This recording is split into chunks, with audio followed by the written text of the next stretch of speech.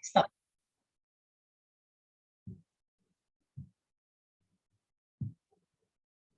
Assalamualaikum warahmatullahi wabarakatuh. Perkenalkan, nama saya Lisa Alila Putri. Saya dari kelas G dengan NIM 202105105329. Nah, saya di sini akan mempresentasikan mengenai Rabitah Alawiyah.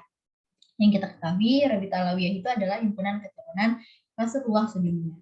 Nah, untuk konteks sosial politiknya sendiri, berdirinya Rabitah Alawiyah ini didirikan secara resmi pada tanggal 27 Desember tahun 1928, tidak lama setelah Hari Sumpah Pemuda, yaitu tanggal 28 Oktober. Organisasi ini juga menelaah dan menjaga silsilah Nabi Muhammad SAW.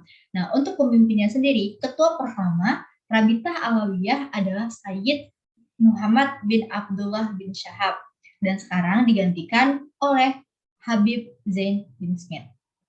Lanjut ke pemimpinan. Untuk riwayat hidup sendiri, pendiri organisasi ini bukan perorangan, melainkan terdiri dari beberapa orang. Nah, gambar yang saya cantumkan di PPT ini adalah pendiri Rabitah Alawiyah. Pertama kali, ini adalah orang-orang yang mendirikan Rabitah Alawiyah dahulu. Nah, untuk karya dan prestasi, golongan Said ini mendirikan Rabitah Alawiyah pada tahun 1928 dan semua sekolah Jamiat Khair. Nah, setelah itu Rabitah Alawiyah ini juga berupaya mewujudkan Muslim Indonesia selaku warga negara yang berakhlakul karimah. Nah, mempunyai kepribadian dan ikut serta bertanggung jawab dalam mengentas kemiskinan.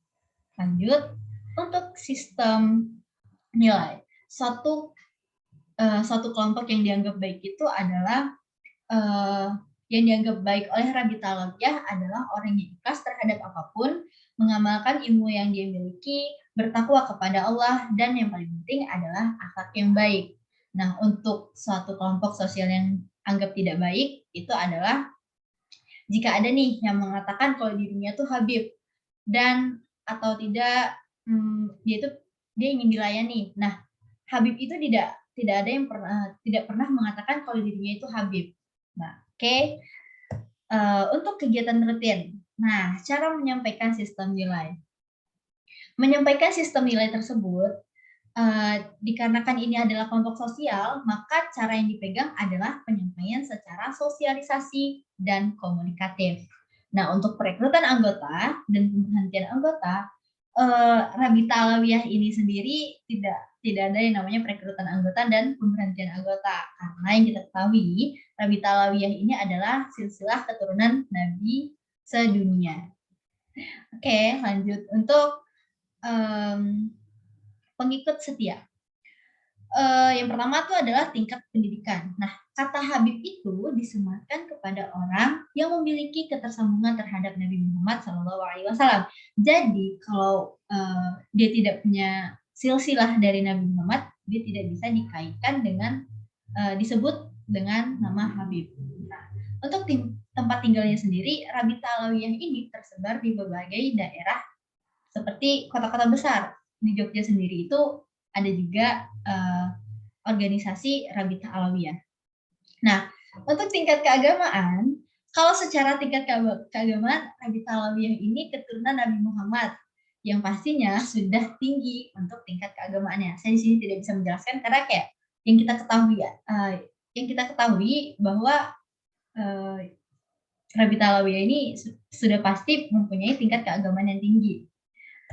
Oke, lanjut untuk simbol ekspresi kebudayaan. Ciri-ciri Habib. Nah, keturunan Nabi Muhammad SAW. Yang pertama, memiliki wajah seperti orang Arab, bisa beradaptasi dengan lingkungan, tidak menyebar kebencian, berdakwah dengan banyak bersalawat, tidak suka berpolitik, taat kepada umara, menghormati alim ulama meski derajatnya lebih tinggi, dan yang terakhir mengedepankan ajaran Islam. Udah pasti dong. Dan ini dia saya menyantumkan di slide terakhir ini ada tabel perbandingan Rabitah Alawiyah yang dulu dengan Rabitah Alawiyah yang sekarang. Sebenarnya tidak banyak yang beda, tapi di sini saya menyantumkan saja agar teman-teman bisa tahu apa sih bedanya Rabi'ah Alawiyah dulu dengan yang sekarang. Nah, mungkin cukup sekian presentasi yang bisa saya sampaikan. Kebenaran itu datangnya dari Allah dan kesalahan itu datangnya dari saya sendiri. Mungkin cukup sekian. Syukran. Wassalamualaikum warahmatullahi wabarakatuh.